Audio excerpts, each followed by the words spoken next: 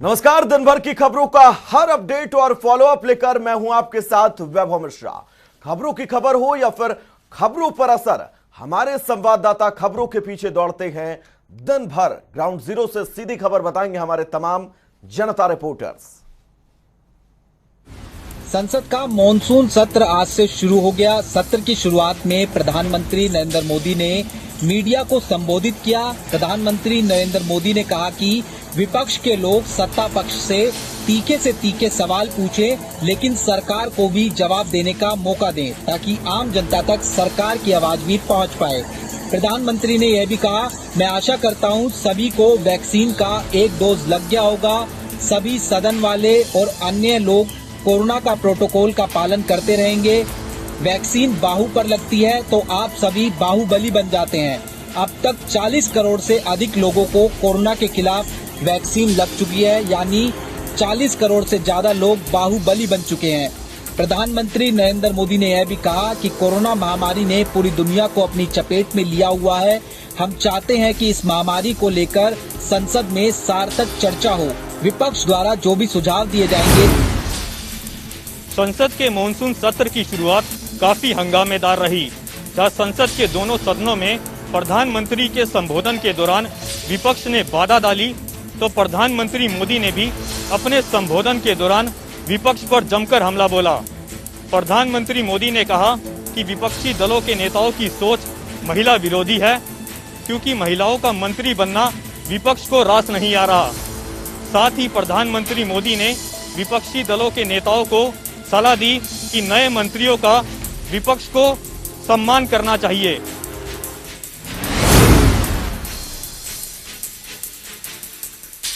तो कोरोना संकट के बीच मानसून सेशन की शुरुआत जोरदार हंगामे के साथ हुई, जहां पहले दिन लोकसभा में विपक्षी दलों के नेताओं ने पीएम के संबोधन में बाधा डाली, फिर राज्यसभा में भी यही स्थिति बनी रही। संसद के मॉनसून सत्र का आगाज काफी हंगामेदार रहा। लोकसभा में आज कांग्रेस, टीएमसी, बसपा और अकाली दल समेत अन्य विपक्षी पार्टियों ने महंगाई, किसान आंदोलन और अन्य मुद्दों पर नारेबाजी की और सदन के वेल में पहुंच गए। इससे प्रधानमंत्री नरेंद्र मोदी सरकार के नए मंत्रियों का सदन में परिचय नहीं करा पाए। हंगामे के बाद लोकसभा और राज्यसभा को कल सुबह 11 बजे तक के लिए स्थगित कर दिया गया। लोकसभा में मंत्रियों के परिचय के दौरान हंगामे पर प्रधानमंत्री नरेंद्र मोदी ने कहा, कुछ लोगों को बहुत पीड़ा हो रही है। आज इस सदन में महिलाएं जो मंत्री बनी हैं, उनका परिचय हो रहा है। यह कौन सी महिला विरोधी मानसिकता है? लंबे समय बाद संसद के इस सत्र में विपक्ष सरकार को महंगाई, कोरोना महामारी, किसान आंदोलन जैसे अन्य मसलों पर घेरने की रणनीति बना चुका है। लोकसभा में केंद्रीय संचार एवं आईटी मंत्री अश्विनी वैष्णव ने फोन टैपिंग के मसले को लेकर सरकार की ओर से जवाब दिया। हंगामे के बीच केंद्रीय मंत्री अश्विनी वैष्णव ने कहा, जासूसी के आरोप पूरी तरीके से गलत हैं। विपक्षी सदस्यों के हंगामे के चलते लोकसभा और राज्यसभा को कल सुबह 11 बजे तक के लिए फिलहाल स्थगित कर दिया गया। कांग्रेस को अब नया अध्यक्ष मिल चुका है। पिछले कई दिनों से चल रहा विवाद नवजोत सिंह सिद्धू और कैप्टन अमरिंदर के बीच अब थम गया है। लेकिन क्या वाकई में ये विवाद थम गया है? पार्टी हाईकमान की तरफ से नवजोत सिंह सिद्धू को तोहफे में पंजाब का प्रधान तो बनाया गया है, लेकिन कैप्टन अमरिंदर खेमे के विधायक और खुद कैप्टन अमरिंदर सिंह अभी भी सिद्धू से नाराज हैं, ऐसा बताया जा रहा है। लेकिन पार्टी अध्यक्ष बनते ही नवजोत सिंह सिद्धू ने सुनील जाखड़ से मुलाकात की और कहा कि बड़े भाई ने बड़ा दिल दिखाया। लेकिन अब देखना यही होगा और बड़ा सवाल ये है कि क्या कैप्टन अमरिंदर सिंह और नवजोत सिंह सिद्धू के दिल मिलेंगे, दोनों एक साथ काम करेंगे। विधानसभा चुनाव के कुछ ही महीने रह गए और ऐसे में पंजाब कांग्रेस में लगातार घमासान बढ़ता ही जा रहा था। पंजाब में कैप्टन की नाराजगी के बाद भी पार्टी हाईकमान ने सिद्धू को प्रदेश अध्यक्ष बनाया। साथ ही पार्टी ने 4 कार्यकारी अध्यक्षों की भी नियुक्ति की है। शायर के अल्फाज मुशायरे में निकले तो वाहवाही होती है, लेकिन बात अगर सियासी हो तो राजनीति भी जमकर होती है। मशहूर शायर मुनव्वर राणा इन दिनों अपने बयानों को लेकर विवादों में हैं। यूपी छोड़ने वाले बयान को लेकर उन पर भारतीय जनता पार्टी ने कटाक्ष किया। बीजेपी प्रवक्ता राकेश त्रिपाठी ने उन्हें नसीहत दी कि वो यूपी छोड़कर किसी दूसरे राज्य में अपना पता ढूंढ लें। आपको बता दें कि मुनव्वर राणा ने कहा था कि अगर योगी आदित्यनाथ दोबारा सीएम बने तो वो यूपी छोड़ देंगे। उर्दू शायर मुनव्वर राणा ने उत्तर प्रदेश के मुख्यमंत्री योगी आदित्यनाथ को लेकर एक बार फिर बयान दिया, जिस पर विवाद हो गया। मुनव्वर राणा ने कहा कि अगर इस बार उत्तर प्रदेश विधानसभा चुनाव में असदुद्दीन ओवैसी के उतरने के बाद फिर से बीजेपी की सरकार बनती है और मुख्यमंत्री पद पर योगी आदित्यनाथ बैठते हैं तो प्रदेश छोड़कर चले जाएंगे।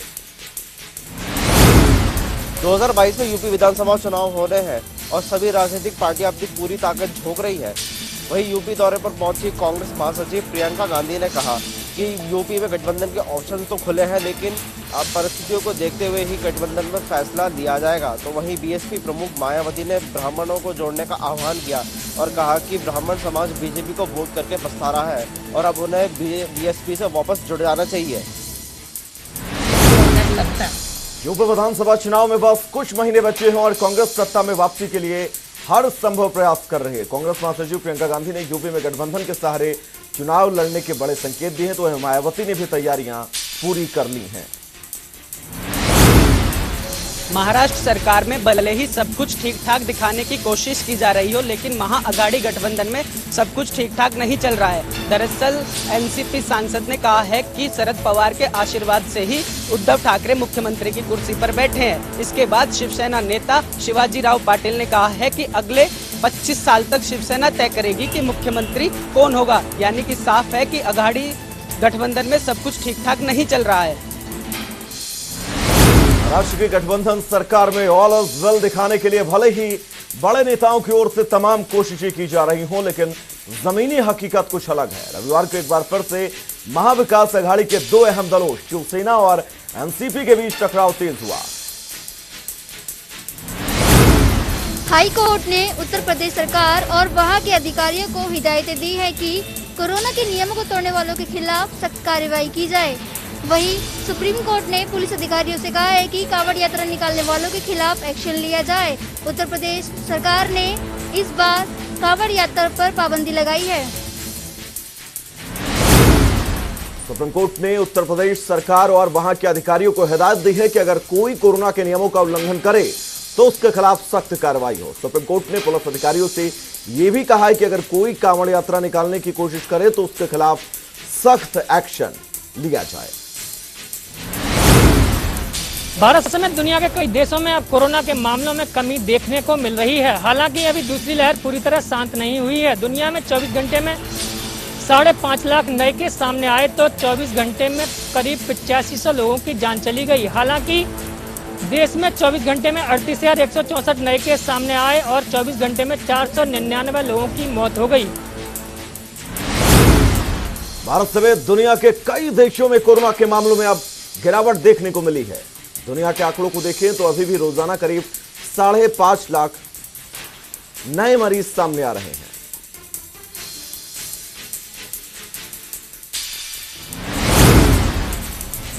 दिल्ली एनसीआर में लगातार हो रही बारिश से मौसम सुहावना हो गया है। बारिश राहत के साथ साथ आफत भी लेकर आई है। दरअसल आपको बता दें कि लगातार हो रही बारिश से कई इलाकों में जल भराव की स्थिति बनी हुई है, जिससे सड़कों पर काफी लंबा जाम लग रहा है। और वहीं मौसम विभाग ने अगले 24 घंटे में भारी बारिश होने की संभावना भी जताई है।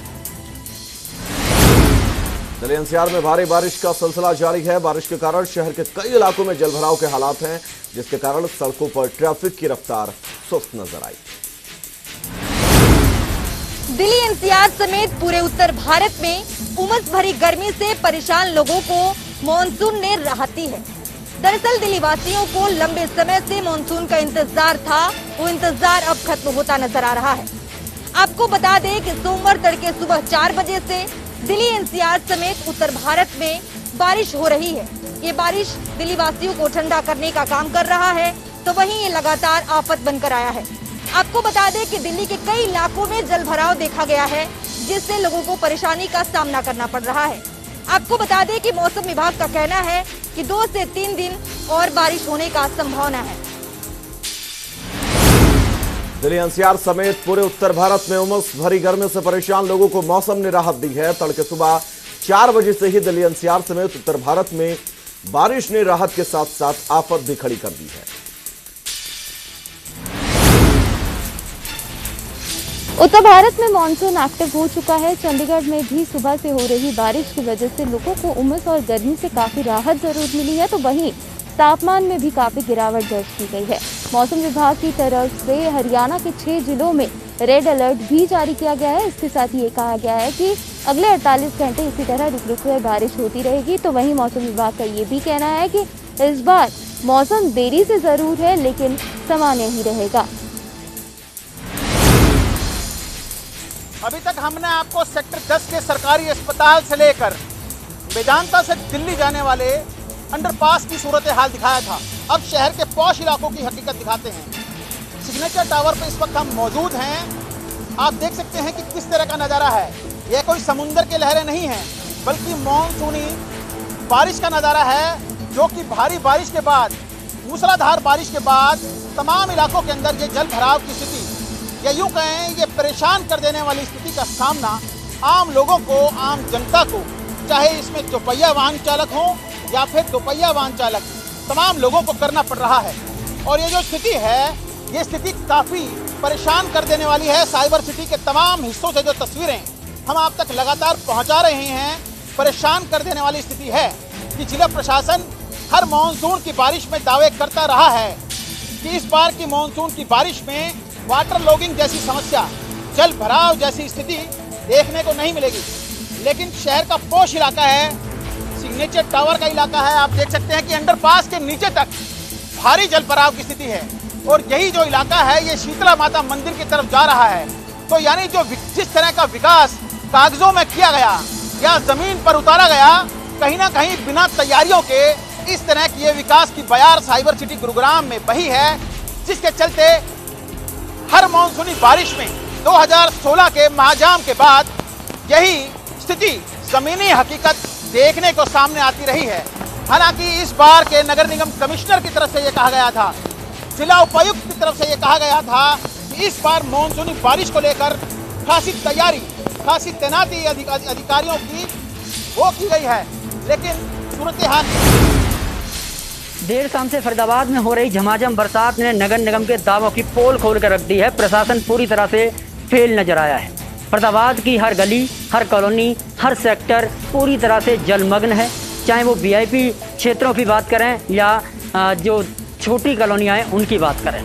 फरीदाबाद में 2 अंडरपास हैं जिनसे एनआईटी जुड़ता है, और दोनों ही अंडरपास इस वक्त पूरी तरह से बंद पड़े हैं। चाहे ओल्ड फरीदाबाद अंडरपास की बात करें या फिर एनएचपीसी की बात करें, दोनों ही अंडरपास के अंदर तकरीबन 5 से 6 फुट पानी जमा है, इसलिए वहाँ के रास्ते पूरी तरह से ब्लॉक कर दिए गए हैं।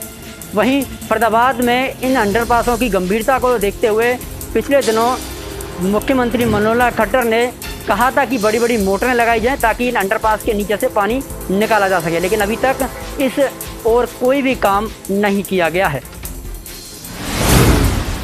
हिमाचल प्रदेश में मानसून एक बार फिर कहर बरपा सकता है। राजधानी शिमला में मैं मौजूद हूं और मेरे पीछे ये आप पहाड़ों की तस्वीर देखें। इस समय हालांकि बारिश जो है वो यहाँ पर रुकी हुई है, लेकिन मौसम विभाग की माने तो आगामी 24 घंटे हिमाचल प्रदेश के लिए बहुत ही महत्वपूर्ण रहने वाले हैं। मौसम विभाग का दावा है कि आने वाले 48 घंटों तक अब बारिश कहर बरपा सकती है और इसको लेकर अलर्ट जारी किया गया है।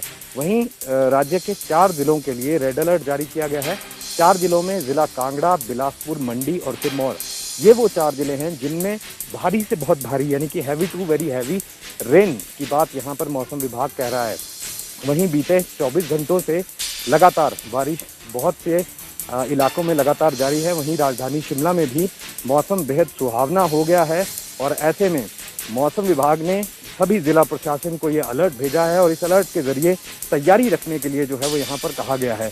इसी बीच राज्य सरकार की तैयारी पूरी है और राज्य सरकार का भी ये दावा है कि इस बार मानसून जो है वो जिस तरह से कहर बरपा रहा है, कहीं ना कहीं सभी को अलर्ट रहने की ज़रूरत है। वहीं जो पर्यटक हिमाचल प्रदेश का रुख कर रहे हैं उनको भी एहतियात के तौर पर ये कहा गया है कि अनजाने जगहों पर ना जाएं। नदी नालों से दूरी जो है वो आम जनता भी परहेज करे। कैमरा पर्सन रोशन के साथ विकास शर्मा, जनता टीवी, शिमला। हिमाचल प्रदेश में लगातार बारिश का कहर जारी है। बात अगर मौसम विभाग की जाए तो मौसम विभाग ने लगातार जो है वो ऑरेंज अलर्ट इस जिला में किया हुआ था। उसी के अनुरूप जो है वो भारी बारिश जो है वो जिला कांगड़ा में दर्ज की गई है। जिला कांगड़ा में पिछले 24 घंटे की बात की जाए तो 230 मिलीमीटर बारिश जो है वो धर्मशाला में दर्ज की गई है। नुकसान की अगर बात की जाए तो जिला कांगड़ा के फतेहपुर उपमंडल के नगो में भारी नुकसान जो है वो देखने को मिला है, जहां 13 घरों को नुकसान हुआ है, उसमें से 4 घर पूरी तरह से तबाह हो गए हैं। अगर बात सड़कों की जाए तो पठानकोट मनाली हाईवे जो है, जो 154 नेशनल हाईवे है, वो पूरी तरह से बंद पड़ा है 32 मील में। वहीं धलियारा के आसपास जो है वो नेशनल हाईवे 503 भी भूस्खलन के चलते जो है वो बंद पड़ा है। सुजानपुर से लेकर के पालमपुर और जसूर से लेकर के तलवाड़ा तक जो सड़क है वो भी बाधित हुई है। अलग अलग सड़कें तो जिला कांगड़ा में बाधित हुई हैं, साथ के साथ कई जगह से घरों में पानी घुसने का भी समाचार जो है वो मिल रहा है। मौसम विभाग की माने तो अब अगले 24 से 48 घंटों के लिए रेड अलर्ट जो है वो जिला कांगड़ा के साथ साथ 3 और जिलों मंडी, बिलासपुर, सिरमौर के लिए जारी किया गया है। हमीरपुर जिला में देर रात से बारिश का कहर जारी है, जिसके चलते कई स्थानों पर संपर्क मार्ग भी अवरुद्ध रहे। एक नेशनल हाईवे भी बंद रहा, जिसे बाद में लोक निर्माण विभाग के कर्मचारियों द्वारा खोल दिया गया। बारिश होने के कारण उस जगहों पर जल भराव हो गया, जिसके कारण लाशें इत्यादि भी गिर गए। जल भराव के कारण लोगों को भी समस्या का सामना करना पड़ा। वहीं लोगों ने प्रशासन से गुहार लगाई है इस जल भराव से निजात दिलाई जाए। बारिश होने के चलते कुछ स्थानों पर मक्की की फसल को भी नुकसान पहुंचा है, क्योंकि हवा के कारण मक्की की फसल ढह चुकी है। वहीं जिला प्रशासन ने भी अलर्ट जारी किया है कि लोग नदी नालों के नजदीक न जाएं।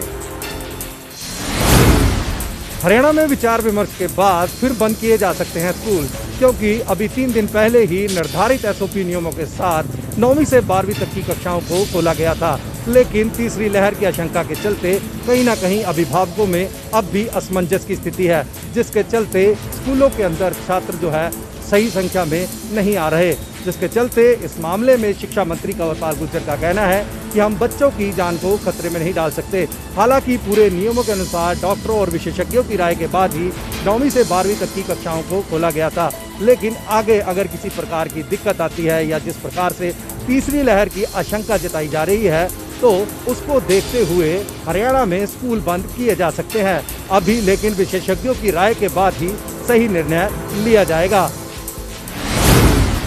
फरीदाबाद के खोरी गांव में आज तोड़फोड़ की कार्रवाई को बरसात के चलते स्थगित कर दिया गया। हालांकि दोपहर तक नगर निगम का दस्ता इसी इंतजार में बैठा रहा कि बारिश रुकने के बाद तोड़फोड़ की कार्रवाई की जाए, लेकिन मौसम विभाग द्वारा बरसात को लेकर अलर्ट जारी करने के बाद निगमायुक्त फरीदाबाद द्वारा दस्ते को वापस बुला लिया गया। आपको बता दें कि 20 जुलाई को सुप्रीम कोर्ट में खोरी की जमीन खाली करवाने को लेकर रिपोर्ट दाखिल करनी है और अब तक मात्र 30% आशियाने ही खोरी की जमीन से निगम प्रशासन खाली करवा पाया है। ऐसे में अब प्रशासन के लिए बड़ी चुनौती है सुप्रीम कोर्ट में रिपोर्ट दाखिल करना, लेकिन खोरी वासियों के लिए जरूर एक राहत भरी खबर है। खोरी गांव को लेकर एक याचिका दायर की गई थी सुप्रीम कोर्ट में आम आदमी पार्टी के द्वारा, और जिस संगठन के माध्यम से आम आदमी पार्टी ने ये याचिका दायर करवाई थी, अब सुप्रीम कोर्ट ने उस याचिका को स्वीकार कर लिया है। अब देखना ये हो। पिछले 2 दिनों से सिरसा के लघु सचिवालय के नजदीक आमरण अनशन पर बैठे किसान नेता बलदेव सिंह सिरसा का आज जिला प्रशासन द्वारा मेडिकल करवाया गया। हालांकि मेडिकल रिपोर्ट बिल्कुल सही आई है, लेकिन मेडिकल करवाने को लेकर किसान नेता बलदेव सिंह ने जिला प्रशासन पर मेडिकल लेट करवाने का आरोप जड़ दिया है। फिलहाल जिला प्रशासन ने किसान नेता बलदेव सिंह सिरसा के आरोपों को सिरे से नकार दिया है और कहा कि बलदेव सिंह सिरसा का मेडिकल करवाने के लिए उनसे कल भी बात हुई थी, लेकिन उन्होंने साफ तौर पर मेडिकल करवाने से मना कर दिया था। किसानों का आंदोलन सिरसा में जारी है। किसान नेता बलदेव सिंह सिरसा ने 5 गिरफ्तार किए गए किसानों की रिहाई नहीं होने तक आमरण अनशन जारी रखने की चेतावनी दी है। हरियाणा वेयर हाउस के चेयरमैन और पृथला से विधायक नैनपाल रावत एक्शन में दिखाई दिए और आज उन्होंने अपने क्षेत्र के कई गांवों का भरी बरसात में जो है निरीक्षण किया। साथ ही इस मौके पर उनके साथ जो है नगर निगम के अधिकारी और कर्मचारी भी मौजूद रहे। ग्रामीणों ने मौके पर बरसात के दौरान ही उनको जल भराव की स्थिति से अवगत कराया। साथ ही उन्होंने तुरंत एक्शन लेते हुए अधिकारियों को न केवल फटकार लगाई, बल्कि उनको जल्द से जल्द इस समस्या से राहत दिलाने की आदेश भी उनको दिए हैं। लेकिन देखना होगा कि जिस तरीके से पूरे शहर में बरसाती पानी भरा हुआ है और लोग अपनी परेशानी से दो चार हो रहे हैं, तो उन लोगों को कब तक ये राहत मिल पाएगी, ये देखने वाली बात होगी। सोनीपत के पोस्ट ऑफिस कार्यालय के पीछे बने हुए क्वार्टर अब जर्जर हालात में हो चुके हैं, क्योंकि ये क्वार्टर पिछले 40 साल पहले बने थे। अब हालात ये हैं कि यहाँ पर रहने वाले लोग डर के साए में जी रहे हैं, क्योंकि बारिश के टाइम में यहाँ पर पानी छत से टपकता है और प्लास्टर टूट टूट कर नीचे गिर रहा है, जिसकी वजह से यहाँ डर के साए में जो क्वार्टर के लोग हैं वो जी रहे हैं। दूसरी तरफ इस बारे में कई बार शिकायत दी जा चुकी है, लेकिन बार बार शिकायत देने के बाद भी कोई हल नहीं निकल रहा है। वहीं कॉलोनी के लोगों का यही कहना है कि बार बार यहाँ शिकायत भी की गई है, लेकिन हमेशा ही आश्वासन दिया जाता है, लेकिन कोई भी हल नहीं निकाला जाता। वहीं दूसरी तरफ अधिकारी से इस बारे में जब बातचीत करी तो अधिकारी का ये कहना है कि जिस ठेकेदार को यह इसका टेंडर दिया था वो इसको बीच में छोड़कर जा चुका है, जिसको कई बार नोटिस दिए गए हैं और कई बार प्रार्थना भी की जा चुकी है और जल्दी ही इस कार्य को पूरा कर लिया जाएगा, ऐसा उन्होंने दावा किया है। भिवानी जिले के गांव कोट की महिलाओं ने आज मटका फोड़ प्रदर्शन किया। महिलाओं का कहना था कि जब पानी नहीं आया तो मटकों का क्या था। उनका कहना था कि लगातार शिकायतें कर चुके हैं, लेकिन काफ़ी समय से शिकायतें करने के बावजूद भी आज तक पानी नजर नहीं आया है, जिसके कारण काफ़ी परेशानियों का सामना उन्हें करना पड़ रहा है। दूर दराज से उन्हें पानी लेकर के अपने घरों में आना पड़ता है। जो गाँव के सरपंच ने भी कहा कि बार बार प्रशासन को इस समस्या से अवगत करवाया जा चुका है, लेकिन पूरे आश्वासन के अलावा कुछ भी नहीं करता है, जिसको लेकर के पानी की समस्या गाँव के अंदर काफ़ी बढ़ रही है। बॉलीवुड के मशहूर कपिल शर्मा का शो एक बार फिर से लोगों के बीच एक बेहतरीन अंदाज में वापस आ रहा है। वहीं आपको बता दें कि खुद कपिल शर्मा ने इस बात का ऐलान किया है कि फिर से Kapil Sharma show on air होने जा रहा है। वहीं आपको ये भी बता दें कि इस शो की शूटिंग भी शुरू हो चुकी है और साथ ही आपको ये भी बता दें कि 21 अगस्त से ये शो ऑन एयर होने वाला है। Show the Kapil Sharma show एक बार फिर से दर्शकों के बीच आ रहा है। दरअसल बेसब्री से इंतजार कर रहे उनके फैंस के लिए खुशखबरी है कि ये शो जल्द ही लोगों के बीच आएगा और खूब मनोरंजन करेगा। हालांकि कपिल शर्मा ने उस बात की जानकारी खुद इंस्टाग्राम पर दी है। जानकारी देते हुए कपिल शर्मा ने बताया कि पुराने चेहरों के साथ नई शुरुआत की जाएगी। चलिए, जनता रिपोर्टर में फिलहाल के लिए इतना ही। रुकेंगे एक बहुत छोटे से ब्रेक के लिए, कहीं जाइएगा नहीं। जनता टीवी पर खबरों का सफर लगातार जारी रहेगा। नमस्कार।